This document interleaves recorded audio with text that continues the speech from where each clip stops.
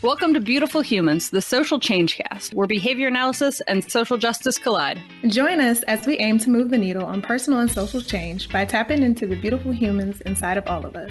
Follow us on Spotify, Apple, or whatever medium you prefer to make sure you never miss an episode. You can find us on Instagram at Beautiful Humans Change and on Facebook at Beautiful Humans, the Social Change Cast. If you're interested in supporting this podcast, go to www.patreon.com/beautifulhumans to become a Patreon.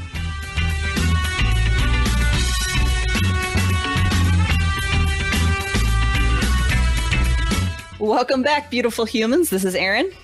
And it's Denisha. What's up, peeps? You're very excitable in our introductions lately. I've really appreciated that. Yes, this has been me, being able to sit at home and really stick to myself. And you bouncing off the walls. I pictured like a ping pong ball inside. That's really all it is. It's like, I need human contact. I know, right? I look forward to these even more so now. So I didn't think that was possible, but yes. So we have a very special guest tonight. We're just going to roll straight into that, I think. Yeah. I've been looking forward to this. I know I say that a lot, but it's, I don't know, Denisha, do you feel this way? Like when you get to have people that look like you, that are like you? Does that it's a special place. It's there's a different tone to that, right? And it's part of your community is here and speaking and representing, and it's I don't know, it's great. So do you have anything else to add? I agree. Representation is important, and there's really something special, especially when we come from specific marginalized communities, and just that there's someone here who sees me, gets me exactly for me, regardless. There's differences and nuances that take place, but just that overarching just familiarity. So yeah, I agree with you. I understand. Safe. Yeah. Safe. Yep. Well, with that said, I hope you all enjoy this recording with Warner Leland. It is eligible for CEs, right? Yes. Mm-hmm. Yeah. So if you're Patreon, feel free to take advantage of that. You're going to want to see. If you I didn't, agree. I mean, you should want all of the ones we've done so far, but you're definitely going to want this one as well. So For sure. Hit us up. Yep. Enjoy the show. All right, we are joined this evening by Warner Leland. This is going to be another one of our CE podcast recordings, so we're super excited that they're able to join us. I've been waiting. We had to reschedule this. I've been waiting, super excited. So there's been a lot of anticipation on my end. But so let's brief introduction. I'm going to let Warner introduce themselves.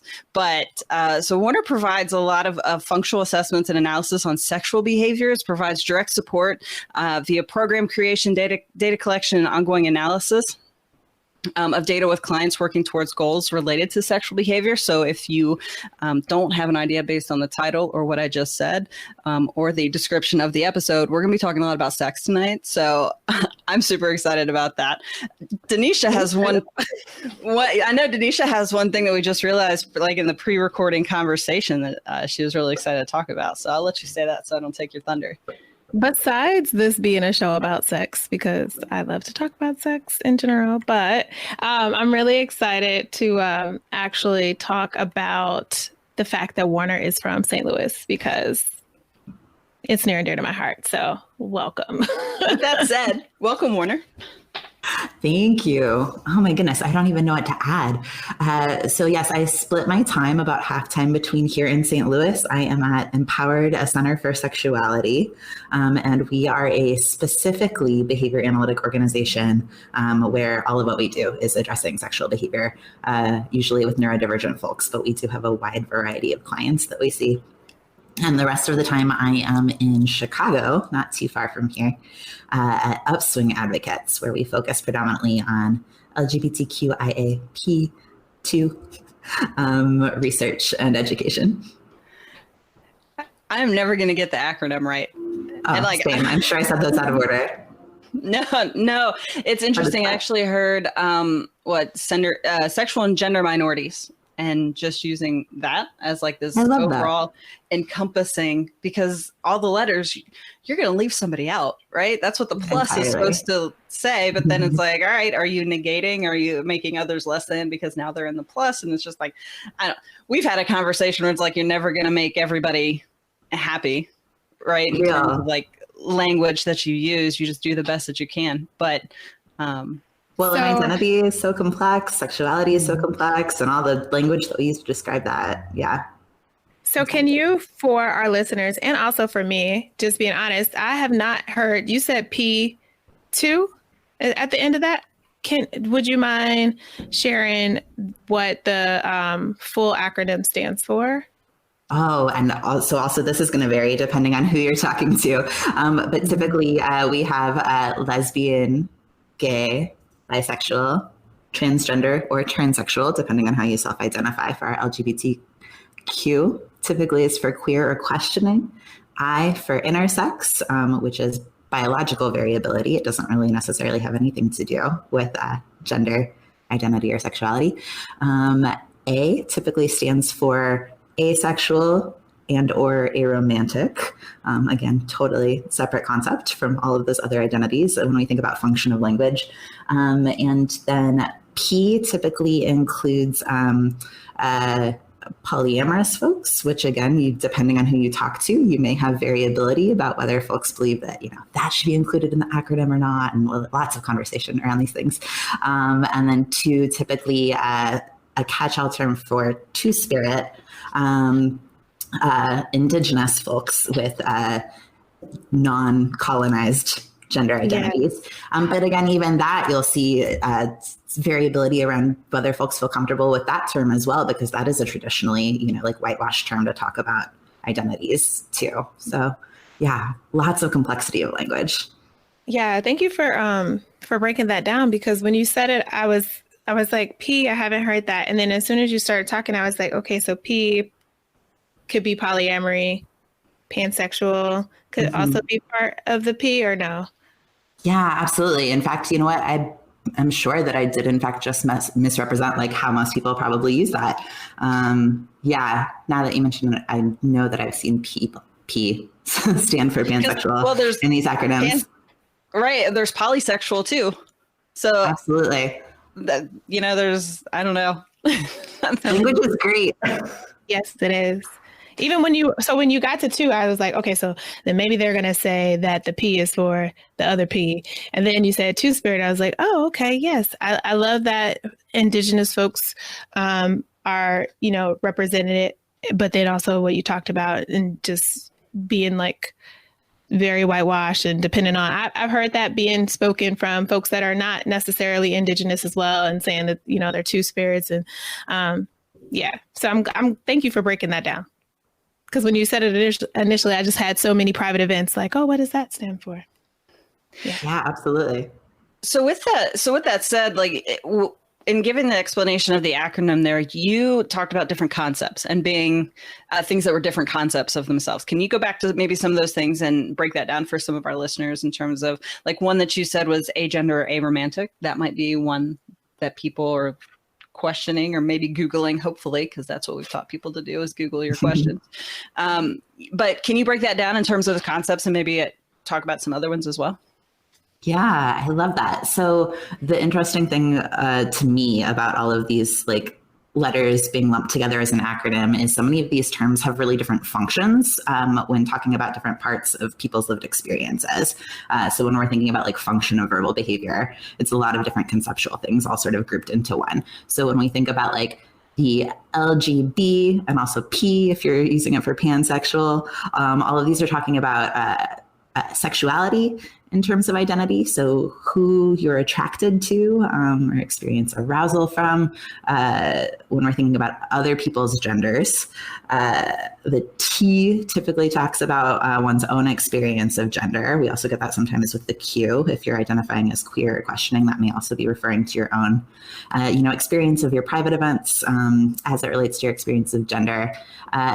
A is a totally different concept. So when we think about asexuality and aromanticism, there are some folks that don't really experience sexual attraction at all. Like we typically talk about it as a primary reinforcer and assume that sexual stimulation is something that's going to be like inherently motivating across the board for humanity. But we definitely don't see that. The research doesn't support that. So there are folks that do not experience much sexual attraction. There are folks that don't experience a lot of romantic attraction. You may be a human that experiences one and not the other. You may experience both. You may experience neither. Lots of variability sort of across the board. Can I just say, and this has nothing to do with all that, that it has something to do with it, but, sex has been like a taboo conversation for me growing up. And so like getting older, the reason why I like to talk about it so much is because there are so many different experiences that come with the conversation, and being able to open that up and one, just talk openly about that, but hear what those different experiences might be for other people. Like I enjoyed that component of it. And just, I hope for our listeners that have even been listening so far to hear, different variables that might come into contact, and just even determining the language that we use in terms of how we consider, or what we consider sex to be, like you said, primary reinforcer or not. So I have nothing to add, but thank you.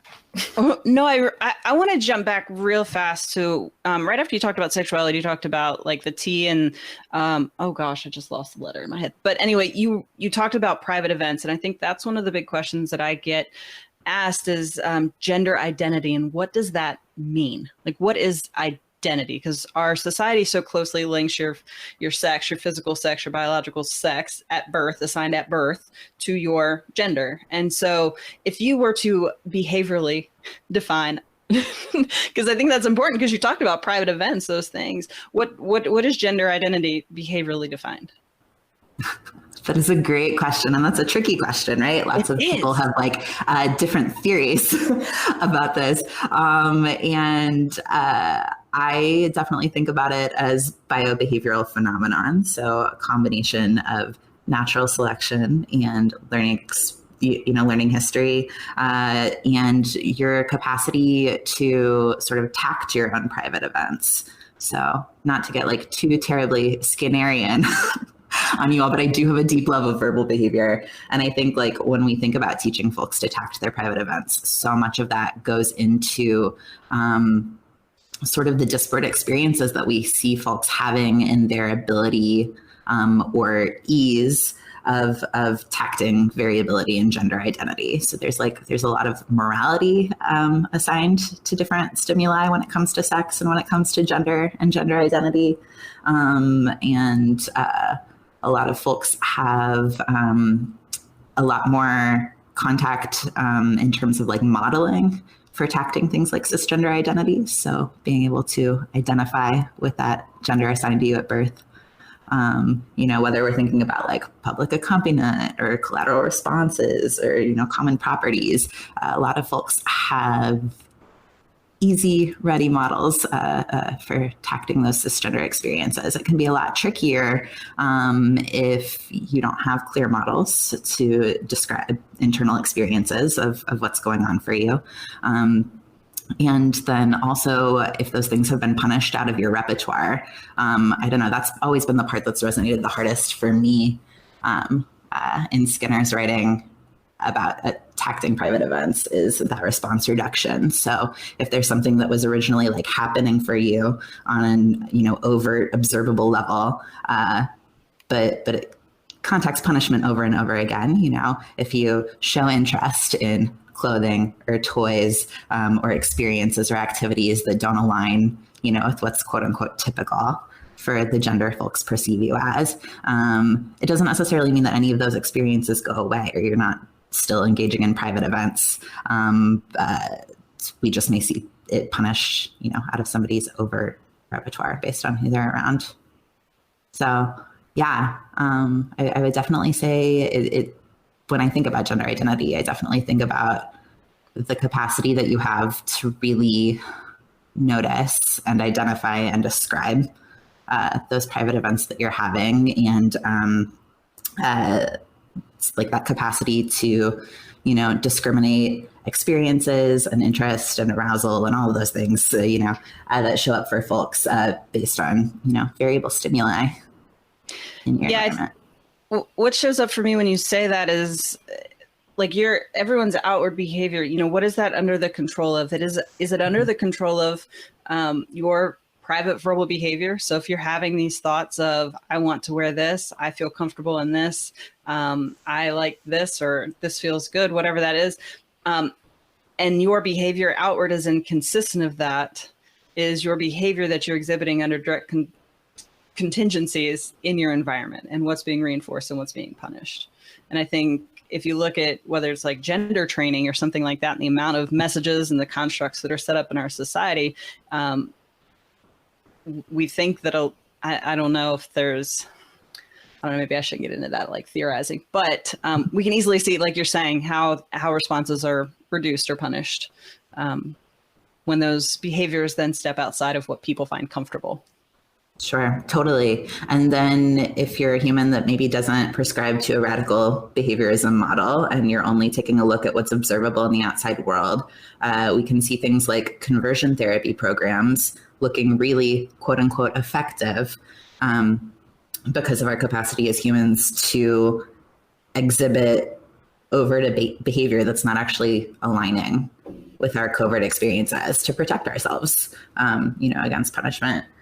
So I think definitely the readiness of some folks to take a look solely at covert behavior that folks exhibit and, call that the totality of their experiences can be really incredibly damaging. I want to take a moment just to pause to do our first buzzword.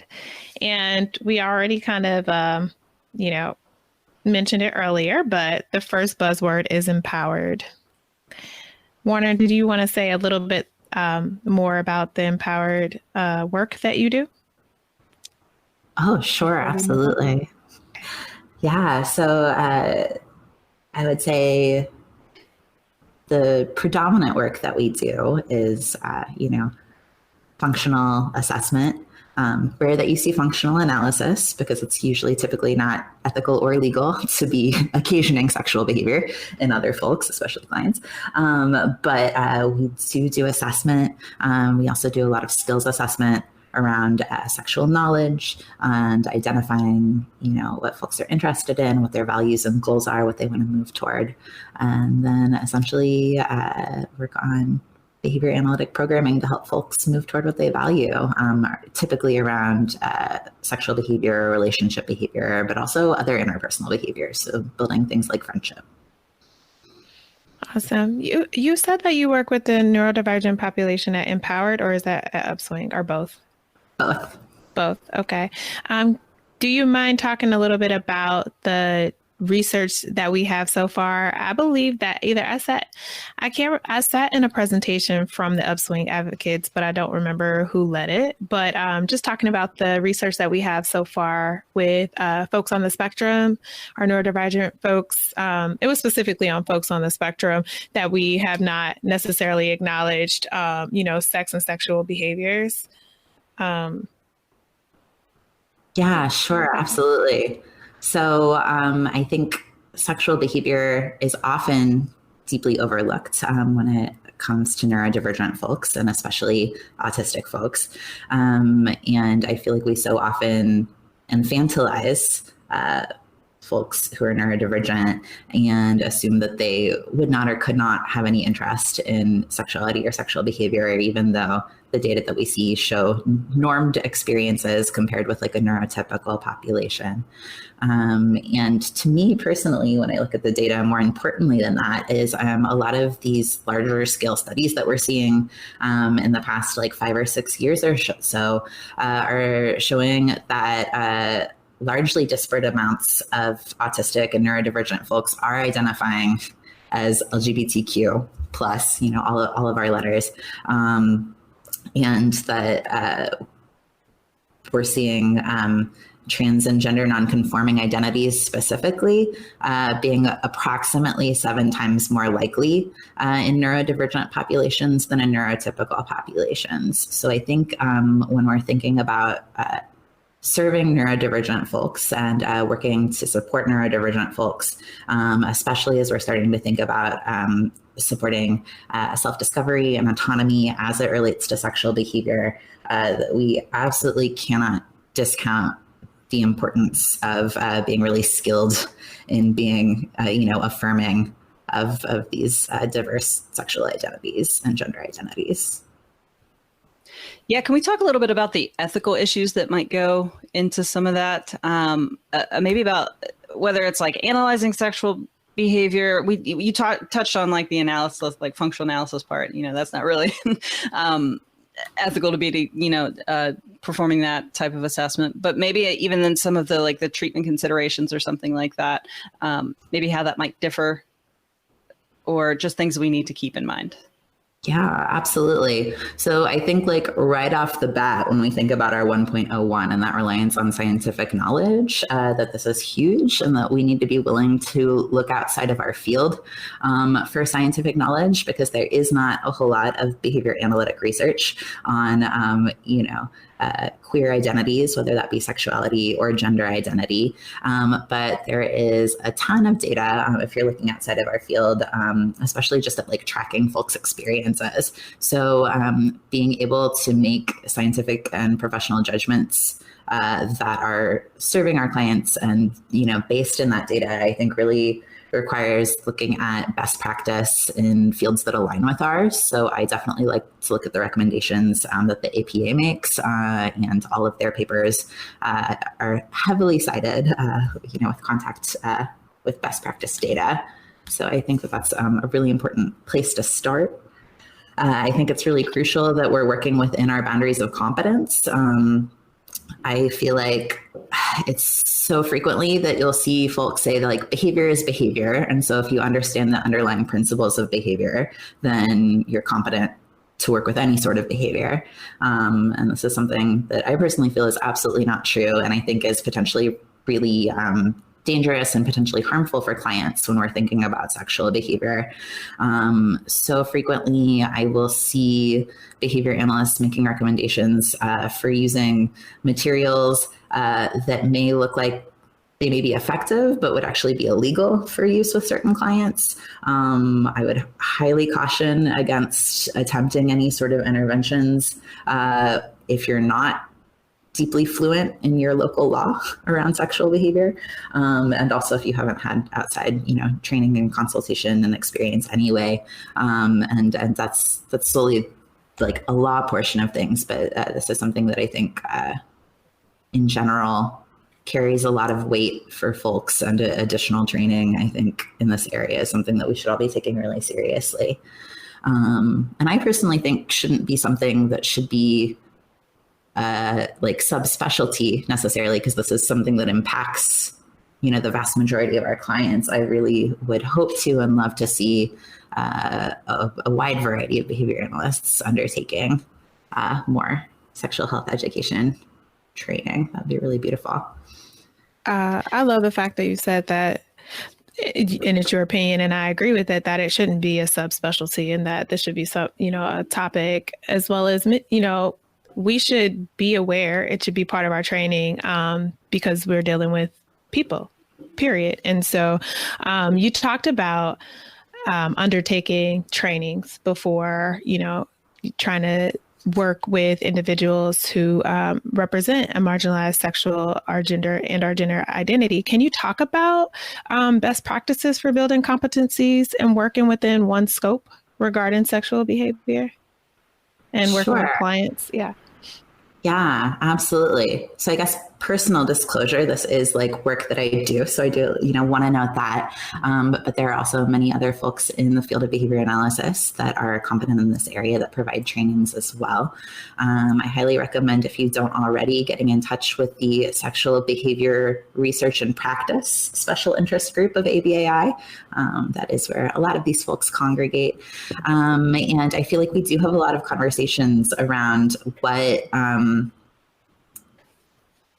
specific best practice recommendations could look like. And I feel like there are some disparate opinions, but on the whole, folks seem to have landed on a recommendation right now of obviously like maintaining your BACB credentials. And in addition to that, seeking out separate education and credentialing through an accredited body that's, competent to provide that. So we recommend ASECT, which is the American Association of Sexuality Educators, Counselors, and Therapists. That's definitely an organization here in America that's useful, but there are also comparable, boards and governing bodies like that provide education-based certification in other countries too. So obviously, like something comparable in someone's home country is also beautiful. But it's a really lengthy endeavor. So I'm in my final year of working on my certification, and I've been working on it for the past 5 years. And it's something that you can definitely do like through a university-based program, or you can DIY it through continuing education. But it is a full-on, knowledge acquisition-based experience. I really love that they require an implicit bias experience. So it's a minimum of 10 hours of like really sitting and looking at your own, implicit biases around sexuality and sexual health and the wide variety of experiences, that a lot of us have with sex, and really noticing how that impacts our behavior and how we treat, clients or folks that we educate. And then there's a practicum experience that goes along with it. Supervision is required. And I highly recommend finding something that has all of those components, because they are all incredibly necessary to be able to, be doing this work ethically and legally. Yeah. And this is just a side note. When I went into counseling, my field, I wanted to actually be part of the field. So like I'm very familiar with ASEC, and I just remember looking at all the requirements like, it's going to take me forever and I don't know. But yeah, I do love the fact that they're very robust in their certification process. Yeah. I remember looking at it too, and actually reached out to you, Warren, and I was asking a couple questions. I was like, what does this mean? Or what does this mean? And where can I get this? And it's a lot. Like if you think the behavior analysis board certification was a lot, like this is, for me, at least understanding it, I don't know, maybe a new student that would have been for the board certified behavior analyst supervision process and all of that would have been, I remember being confused by that, but this was extensive, which is great. It is. It's beautiful. It's also really feasible. I do want to say that I, like, personally, when I was looking at it, had planned to never pursue it because it looked so intense. And a behavior analyst who had just gone through the process, who is a colleague of mine now, Barb Gross, sat me down and walked me through it and was like, you do realize that a lot of what you're doing just already totally meets these requirements. It's just you have to like sort of know how to read it and assess what you're already doing and how it fits into those requirements. So I would say that it's totally feasible. I took one university-based human sexuality course, but everything else I'm doing through CEs and supervision from Sora Stein in the field. And, it is a lot, but it is achievable. And I definitely would encourage folks not to get scared away by sort of like the technical language that's in their guidelines and requirements. And we are releasing a free CE video here soon too. We just finished recording it, walking behavior analysts through those requirements and making them more accessible, less scary. Yes. Yeah. I like that. One of the things that we as behavior analysts, and I don't have any data on this, but I'm just going to say an overarching generalization that we shy away from is talking about the bad parts that have existed from our field when we first got started. And I think about the work that has been done by, back in the day, they called themselves behavior modifications, but essentially we are connected, right? We as behavior analysts are connected to the history.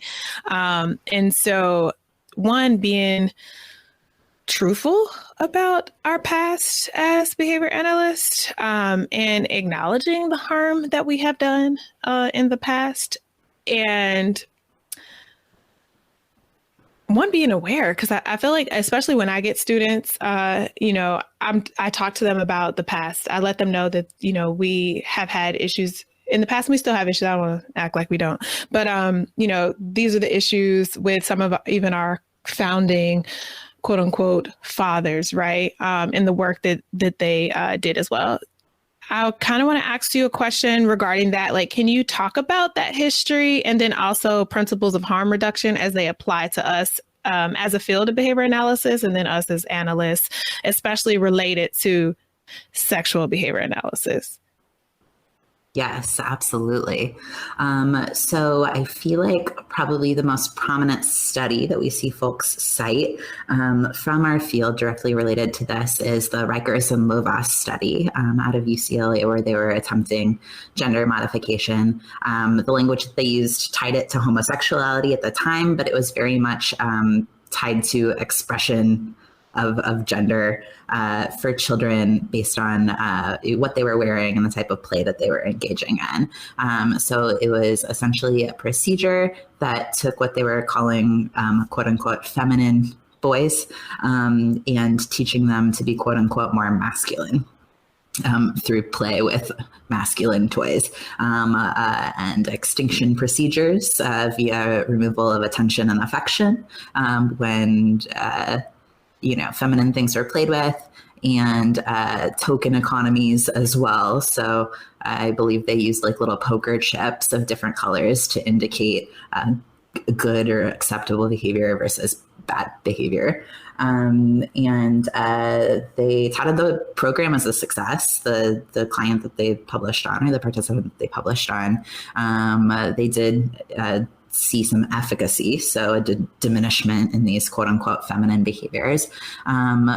But it was not until much later on that the family found out that they had even been written about and published in this way, because they all conceptualized it as a very traumatic experience. And the main participant who was written about did end up killing himself later in life, committing suicide. And the family all, deeply believed that it was tied directly to a lot of these experiences of attempting to punish and extinguish these behaviors. So incredibly harmful, but in the literature represented as incredibly effective. And I think that's something that always resonates for me, because when you look at it on the surface, like, sure, it was effective. And I feel like so often in our field, we ask, like, is it effective? But then never ask, is it good? Is it helpful to humanity? Is it aligned with the main client's values? Coming back to our ethical code, I think that establishing of a hierarchy of responsibility to different parties, and noting who our primary client is, and noting that that is always and forever who we will primarily be centering and whose values we will be centering in any sort of supports that we provide, is so crucial. Because, so many of these quote unquote effective programs around behavioral modification, especially around gender and sexuality, never attempted to do that. It's always centering, morals and values of outside parties, whether that be caregivers or parents or society as a whole. It's something that I think we really need to be acknowledging within our field, that is a part of our history. And for me, something that feels really resonant today, because I see the same issue happening so frequently with clients, pertaining to all sorts of behaviors, where one's ability to conform to what looks like quote unquote productivity, and how well you can fend for yourself in a capitalistic world really drives a lot of programming goals, instead of really assessing primary client values and making sure that we're existing solely to provide support based on those values. Yeah, I think what you said is taking some of our, core strategies or interventions or principles and applying them in a way that can be harmful. I think when you go back to like the ethics or ethical issues, do no harm, is one of our core principles. And you're saying we need to rely on data, where there's tons of data out there now to say that to support the idea of minority stress, the experience of sexual and gender minorities, the increased mental health risks, all of that. And so then when you put them into this context where you might not be taking into consideration their needs. The example that I always use is like bathrooms is this easy thing for people to see. It's like tangible, it's very concrete. And so if you live in a place where there's only gendered restrooms, and somebody's not comfortable using one, but they're not safe using another, if you're just going from basic principles and you don't have a scope of competency or something like that, you're like, great, we could just use a token economy and reinforce this. And then you're forcing them into a place where either they don't feel comfortable and they don't belong, or they don't feel safe. And so it's not the issue with the person or their desire, it's the issue with the environment and the structure, right? And so I don't know. You can learn a lot from the history of. Absolutely. Well, and I'll see this from folks that are attempting to be affirming too. So there will be a lot of people that are really coming from an intention that's good and will have impact that's incredibly damaging. So with your bathroom example, we could see a behavior analyst say, well, see, I'm shaping up a behavior of you utilizing the washroom that aligns with your actual gender identity. I'm doing you a service. We're going to work on pushing through those feelings of being unsafe. When we look at some of Winkler's research around the same time as Rikers and Lovaas as well, they were taking a look at a different approach, which they felt was more affirming, which was using skills groups to build the capacity to be more assertive in one's sexuality and gender identity. And they thought, well, if we can just teach you some self-assertion, then you'll be fine. And they actually noted some study limitations for themselves, that they thought that the trials that they had, like the probes for safety, were so minuscule that they weren't going to get any meaningful data. And their most basic level step one was so aversive to so many participants that they had flat out refusal to engage in it. It was things like going up to a stranger and telling them that you're gay, or going up to a police officer and disclosing your identity. And these researchers could not see how this would not be a beneficial step for folks. Complete ignorance to all of the systemic issues and the potential danger and the potential harm, and thought, well, if we just shape up resilience, then you'll be fine, you'll be good to go. And in reality, that can be so potentially damaging because we're not really fully looking at the context and the environment that we're then leaving people in. I could even see that in the context of, let's say, like parent training and working with parents to help them. Let's say a kid is trying to explore gender identity, and we're trying to teach parents how to maybe facilitate that and how to respond in ways that are affirming and safe. And but if you go to write, let's say a goal, because you're insurance is covering this or whatever, and let's say you write in a goal that has you working through something and doing so many tasks to work towards gender identity, but the kid's not ready to do that, then what happens? Because you've written your treatment goal to be something that's forcing them into do something that they're not ready to do. And it's different because we're always focused on skills and acquisition of all these things. And for me, it's how can we acquire an affirming and an environment that is safe for self-advocacy and open communication and things like that. Absolutely. And so that's primarily what I think of when I think of harm reduction. So this is a modality that was birthed out of folks attempting more humane ways to interact with and support criminalized drug users. But it is so cross-applicable to any sort of behavior that has the potential for harm. And there are so many behaviors that we all engage in every day that have the potential for harm. If you're out driving your car, if you're crossing the street, these are things that contain some inherent risk. And we all engage in them. We use seatbelts, we use crosswalks, we look both ways. There are steps that we take to minimize harmful impacts of these behaviors that do contain some inherent risk. So I think it's so important that we're cognizant of the fact that just because a behavior has the potential to be high risk doesn't mean that it is also a valued behavior and something we should be supporting. And harm reduction takes a look at any positive change. That's sort of their motto. And this is something that I really wish all of behavior analysis would move toward. I think it's so cross-applicable. And the way that it really diverges from a lot of the programming that I see right now is it is centered on any positive change, and it means that we might not have goals that we would consider to be optimal goals. The client's goal and the client value may not be what we personally would decide is quote unquote safest in the situation, or quote unquote best in the situation, or quote unquote most socially valid based on our own definitions of what that means. And it's willing to be able to work toward goals that maybe would be different than our own goals. And I think that's something that's is super rare to see supported. But the core of it is self-advocacy. It's problem solving. It's identifying, one's own internal values and goals, and taking a look at, the parts of harm minimization that are actually important to a given individual.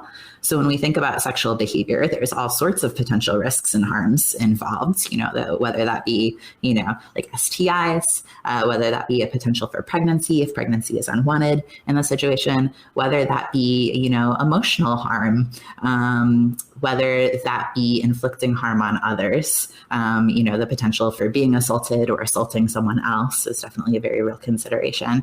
All of these are potential harms, and some of them maybe ones that clients aren't really interested in focusing on or working toward reducing. Others may feel a lot more pertinent, and it's a modality that is a lot more self-led on the part of the client in terms of deciding where the focus should be and what reducing harm should look like. And that can feel really scary for a practitioner, for sure. But I think it's incredibly valuable when we think about, centering that primary client. I want to take a moment to do our second buzzword just really fast. Second buzzword is upswing. And we've talked a little bit about Upswing Advocates. Check out their work. But Warner, if you want to add anything. Sure, absolutely. So a lot of the work that we do at Upswing focuses primarily on research and education. So we did just wrap up a lovely collaborative project taking a look at top surgery, which would be essentially like chest or breast reduction or removal, typically for transgender folks who have been assigned female at birth, so that their bodies align more closely with their gender identities or the way that they wish their bodies to appear. So that is beautiful. That's up on our website now. And I was really excited that we got to collaborate on some of that work. I need to go look at that. Oh, Yeah. and just to, Warner, you all recently, I want to say within the past 6 months, I don't remember the exact date, but released a self-assessment in Yes. behavior analysis and practice. Can you talk about that just briefly? Yeah, we did. So that was something really lovely that we got to work on. It is a self-assessment for folks to engage in more transgender affirming behaviors with their clients, with their colleagues, with their students and their supervisees. So it is a pretty easy checklist to go through. It goes through our ethical guidelines and then also some separate supportive behaviors as well, and asks folks to just identify spaces where maybe they have room for growth for making themselves or their organizations a little bit more affirming. I feel like a lot of the assessments that we saw that existed already had a lot to do with like implicit bias and values and feelings and perceptions. And we were having a hard time finding one that actually had like observable and measurable behaviors and things folks could engage in for positive change. So that's very much where we wanted to center that checklist. So one of the things when we started talking earlier, you mentioned neurodivergent. And in our field, we're hearing more and more about the neurodiversity movement. Can you talk about how a perspective of neurodiversity differs from the more traditional view of intellectual and learning disability or mental illness, and the impact of this framework on behavior analytics, sex education? Yes, absolutely.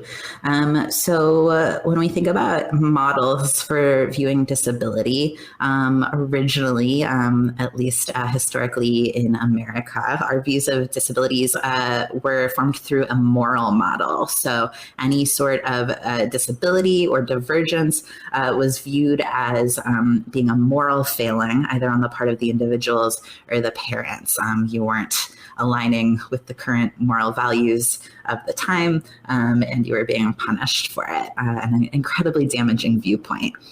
From there, we saw a shift to a medical model that said, no, there's no sort of moral failing happening for you. It's just something that's biologically wrong with the body. And this was considered a lot of progress, right? It looked like it was moving away from some harmful paradigms, which it was.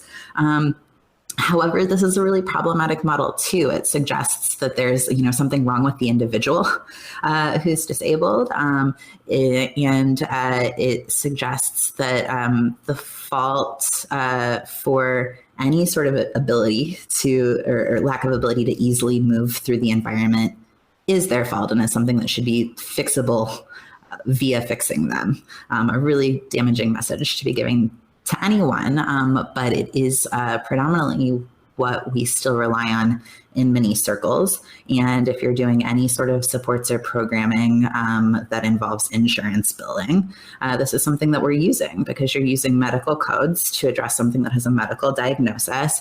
And it's very much viewed through this lens of working to, quote unquote, fix a problem within the individual. As behavior analysts, we know that this is absolutely like a mentalistic fallacy, right? We're always and only ever shifting the environment. But it's still language that's really harmful, and it's still like a paradigm that's really harmful, and can absolutely be misrepresented. I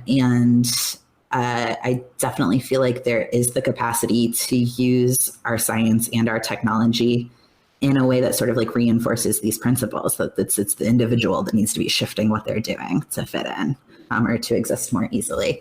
So neurodiversity is just looking more at a social model instead of a medical model. So noting that any sort of issues that an individual faces, especially a disabled individual or a neurodivergent individual, all lie exclusively within the environment, and any sort of shift that we should be making is a shift in the environment. That these are social barriers, that they're often systemic social barriers, that we live in a world that actively utilizes oppression and actively utilizes constructing societies that create barriers for disabled and neurodivergent individuals. And that before we see a real change in that, it's unlikely that we're going to see significant shifts for our clients. So this is a model that just notes that there's absolutely nothing wrong with the individual, that if you are a neurodivergent individual or a disabled individual, that there is nothing about you that needs to be fixed. It's the environment that needs shifting. I love that. And I would encourage listeners right now, too, if you haven't, to go back to one of our earlier episodes where we did a panel, neurodiverse panel, and it was beautiful. I think as far as like positive feedback that I've heard, I've never heard any negative feedback about our podcast yet. But as far as messages or anything coming to me, or it's about that one, it's just I think that got a lot of great feedback because it took exactly what you just said and gave. That's what you heard from 3 different people on that podcast. So I think there's so much. Yeah, there's so many conversations that are being had right now, but many more that need to be had. And then, quite frankly, the work that we need to do around it after these conversations are being had.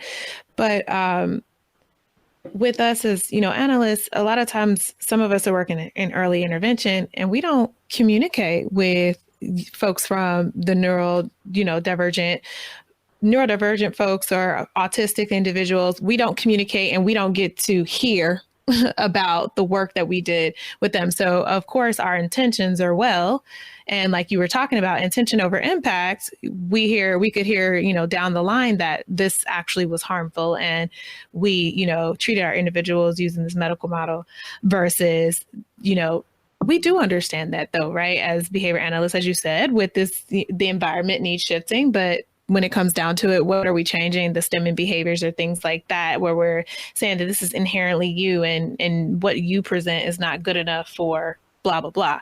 And so I do love the conversations that we're having because it's directly we know 67% of our field autism. So I hope that our listeners are able to get something. I'm able to get something from that.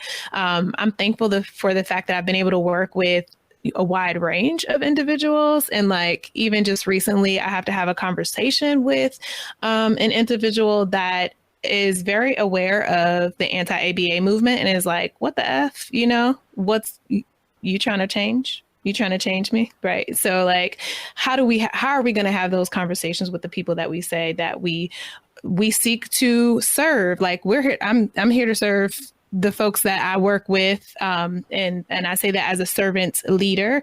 And so are you going to listen? Are we going to, actually sit back and take those words in and shift our behaviors towards them? And how can we be affirming when these conversations need to happen versus being, the word that I'm looking for is slipping me, but kind of defensive, being defensive about it, and recognizing Absolutely. that. Yeah. Absolutely. And well, I think it really does start with looking at our own behavior and saying, am I trying to change you? Am I trying to, reduce your really valuable self-stimulatory behaviors? So I have goals related to compliance. And oh my goodness, we could do a whole separate podcast on compliance related goals and how this impacts, potential for sexual abuse later on in a client's lifetime. If you're training someone that their no is not valuable, that their no is not to be, listened to or respected to, if you punish or extinguish somebody's ability to self-advocate out of their repertoire, like what are you doing for them long term? But especially when we're thinking about the high rates of sexual abuse within neurodivergent populations, like how are you impacting their ability to protect themselves and to self-advocate against sexual advances as well. And then these are such important considerations coming back to the medical model for sexuality and gender identity on the whole as well too. Like so frequently to access affirming treatment, you have to have some sort of medicalized diagnosis. And if we're seeing a covariance of, autism or other neurodivergence and being a sexual or gender minority, so frequently you're seeing multiple minority stress and then seeing how that's impacted through the medical model. So frequently someone will not be given access to affirming treatment for gender identity, or they'll be asked entirely different questions in a sexual health assessment from their medical providers, or the sexual health assessment will be entirely skipped for them. And just the potential for harm and damage through these medicalized models at sort of that intersection of autism and neurodivergence and sexuality, gender identity have such potential for harm. And Warner thinks so highly and so strongly about this that they wore a shirt to the podcast recording that says non-compliance is a social skill. And I just I have to tell everybody that I love it because there's nothing even to add. Yes. Thank you so much for saying that. And so eloquently and following that up with why that's so important. I try when I am teaching graduates to be behavior analysts is to think about if you are having a goal of non-compliance, that's great. What are you targeting? And then I said, okay, if you're teaching a kid, generalization is a skill, maintenance is a goal, maintenance is a goal, right? What happens when they've been taught to comply with everything and then a stranger tries to take them, or a stranger tries to touch them, or somebody in their family tries to do that? And you'll see in the chat be like, oh crap, I've never thought about that. This is not nobody's saying this. And it's because treatment plans that they're running right now, behavior analysts currently are not addressing this, and it's scary. Mm-hmm. Absolutely. Yeah, this is my favorite shirt. I fully agree with the message. Non-compliance is a social skill. And I would argue that as we're eliminating compliance-related goals, we should be adding non-compliance skill building, because the ability to say no and also shaping environments where your no is honored is so crucial. The ability to self-assert and to self-advocate and to be able to get out of situations using functional communication is so crucial. Yes, amen. hang on real fast. Even going back to, if you think about like sharing, how many sharing goals are out there? And you're forcing kids, like, what about the kid that's like, no, I don't want to share right now. I want to play by myself, you know, like, what is wrong with that? Are we working on their sibling also sharing? Because I guarantee you they're not, you know, but it's like we're teaching those rigid rules because this is what we're supposed to do. And I don't, anyway, go ahead, Denisha. No, I was going to say, and those goals should be taught early on too. Like, we're not just talking about teaching teenagers, oh, we're going to accept your no. Like, no, you're babies, you're 3-year-olds that I have kids that their programming is, no, I don't like that. No, don't do that. And teaching the parents, accept their no. Like, this is an advocacy skill, and you want your child to have this as they grow older. And we have to be flexible in the response that we get, right? And know it. And it's so interesting too. I'll just say this, and this will be my rant maybe too for the night. But a lot of times I've noticed in our field, we're as rigid as the quote unquote rigid behaviors that we're trying to change from our kids. Like, we have to be flexible in our presentation. And that's actually not a full rant, but that's all I want to say is, like, we have to be flexible in what we're seeing and allowing folks to, one, advocate for themselves, and then just being like, okay, this is contextually appropriate. Like, nope, you're right. We don't even have to do this right now. Thanks. Bye. Like, so that's my little spiel to foster flexibility within ourselves. You're going to get half a tally mark for that, because that was kind of a rant, but not really. It wasn't a full rant. It's sorry, a y'all. Beautiful and important rant, though. And I love that you're doing that. I'll give you a whole one. Yeah, thanks. Well, I think it's so important at such young ages, too, because when you think about sexual health programming, nobody thinks of those early pre-consent skills, but you're absolutely supporting health later on in life if you're, teaching that your no is valid. Like, that's so incredibly important and absolutely should be started super young.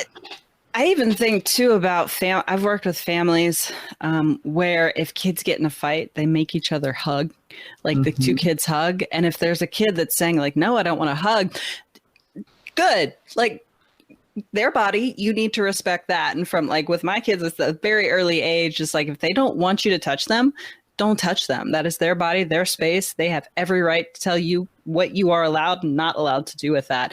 And it starts as soon as they can begin to understand that, Warner, real fast, you had said something about it's scary for practitioners. You said this a while back about something. I don't remember what the context was, but I think we have so much work to do in this area. I imagine going in and telling parents, we're not going to work on them following your directions, because there are things that they're going to need to do to follow those directions. They're going to need skills. Like, if you're walking out into the middle of the road, I need you to stop. I need you to turn around and come back, right? There are times when I need them to follow directions. So if we're not targeting that, then what are we going to do? And how is, like, yes, they can see how advocacy skills are important, but what about this other part? It's, I don't know. Can you talk to, like, how would you address that if a practitioner was met with that question? Sure, absolutely. Well, I feel like this is at the crux of so many of the shifts that we have been making at Empowered, because we do so frequently see this. Clients who are not their own legal guardians, who are building skills or working toward being more affirming of their own identities that aren't necessarily approved of by their guardians, or that self-advocacy is going to be more challenging for a guardian to deal with than, somebody just like listening to what you say.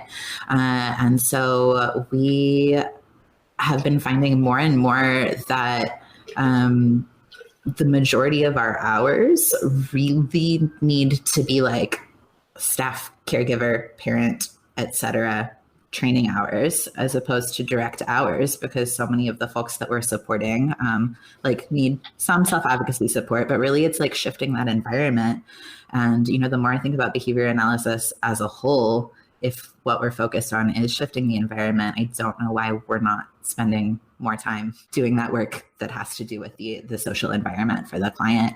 But even as I say, I don't know why, like, of course I know why. It's scary. It's hard. That's the person that ultimately has the control over whether you get to continue providing services or not.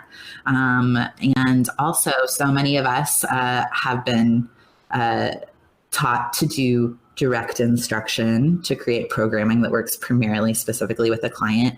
And we have very, very little access to like family systems theories, to principles around cooperation and community building and deciding, what a family unit wants to look like and helping to facilitate that. And that really is at the heart of so much of what we're doing, though, is helping a family system grow and examine, what do we want our environment to look like? What do we want our rules to be? What expectations do we want to have? And in what ways do these foster, the autonomy and, the health and the prosperity of our kids down the road? But so many of us are entirely unprepared to be holding space for those conversations. And then doubly so when we're talking about sexual health and sexuality and gender identity. So it's challenging. It really is. But this is a space where I would say to seek out, outside continuing education as well. Absolutely. To be looking outside of our field for education as well, because again, there's not a lot on this within our field. And to be really examining our own implicit biases and also our own sort of viewpoints of our practice. That's a thing I really love from the psychology field that I think is deeply underrepresented in our field, is saying like, hey, this is the framework that I work from, and this is what I'm bringing to the table, because it's there. Absolutely. It's a part of everything we do as we're assisting picking out goals, as we're helping families. Do I come from a perspective where I'm hoping to make your life easier in the short term by focusing on compliance and education skill building to be productive in a classroom?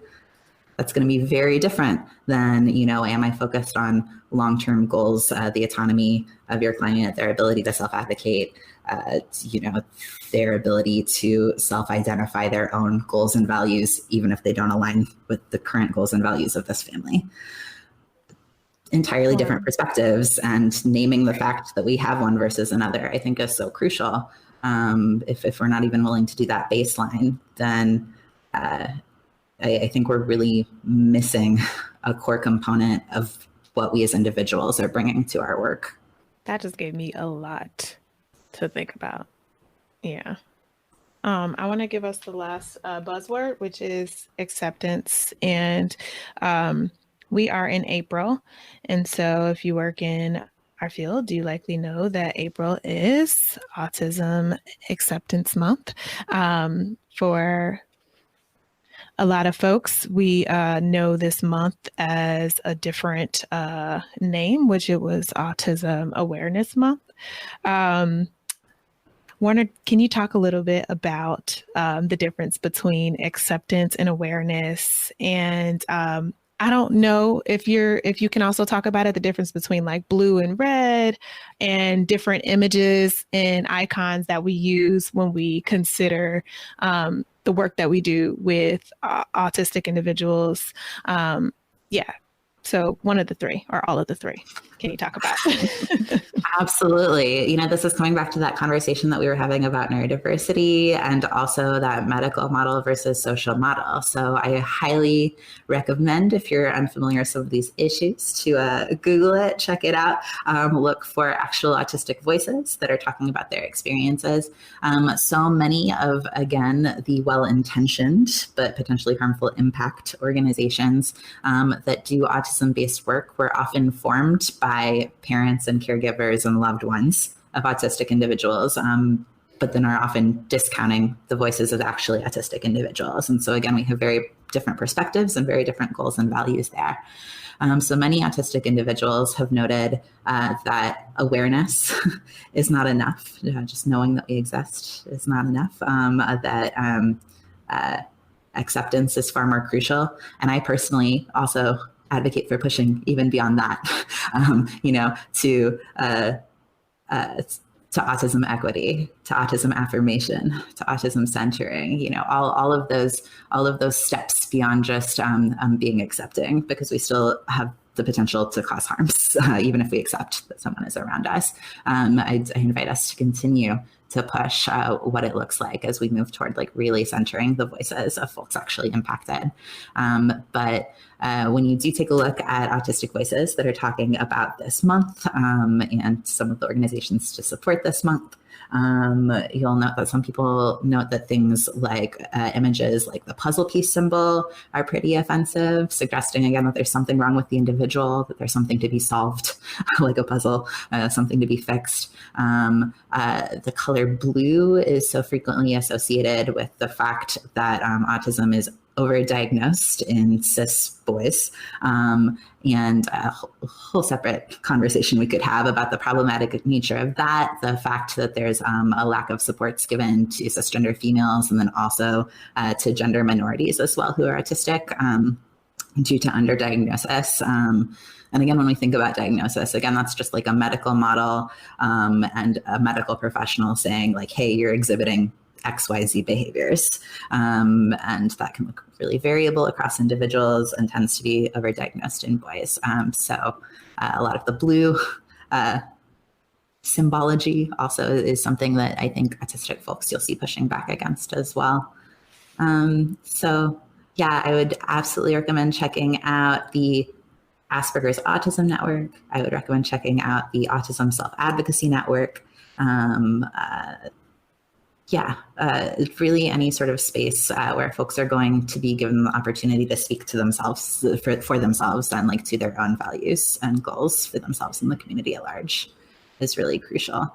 And I believe both of those organizations as well have really beautiful information on their websites pertaining to gender identity and sexual minorities in autism as well. So great resources to check out. Awesome. We'll have to make sure we put those in the show notes. Yes. Thank you so much for this. Want to move to our homework. I feel like you left us with a lot to think about, but there is one extremely concrete piece of homework that I identified through the show. I normally let Erin give the homework, but I'm going to go ahead and say for our listeners, go and look at the work that the Upswing Advocates have done and take that self-assessment. That is your homework. That is something that, you know, could be useful in your everyday life and also the work that you do. But that's your piece of homework tonight. But I think there was so much enlaced in this show. And if you're listening, you know that you have a lot more to do than the self-assessment, but definitely make that a priority. Anything that you want to add, Erin? No, you actually gave the homework I was going to give. Like that was what I had. I was prepped. I was ready. But you all right, it. well, it's all cool. Got IOA, It's all huh?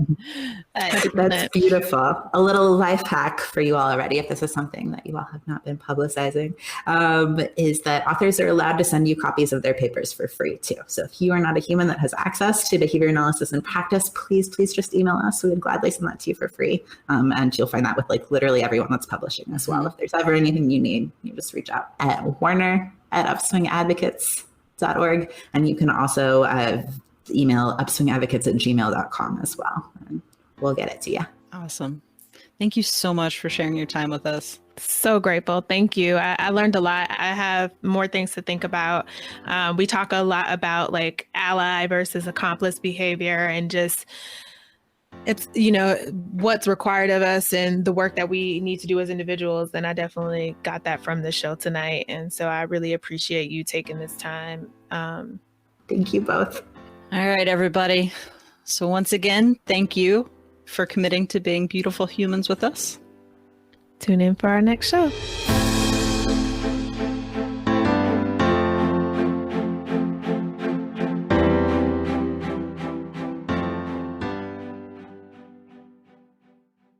Hey, it's Denisha. And Erin. I just wanted to take the time here to let you know that if you're thinking about doing a podcast, there's a way for you to do a show without having to become an audio editing and production wizard. Yeah, you know, we probably would have never gotten this show off the ground if it wasn't for Pretty Easy Podcasts. So Pretty Easy Podcast helps podcasters get their shows recorded and posted with a complete podcast studio at your disposal. Record from your home or your office or at the park.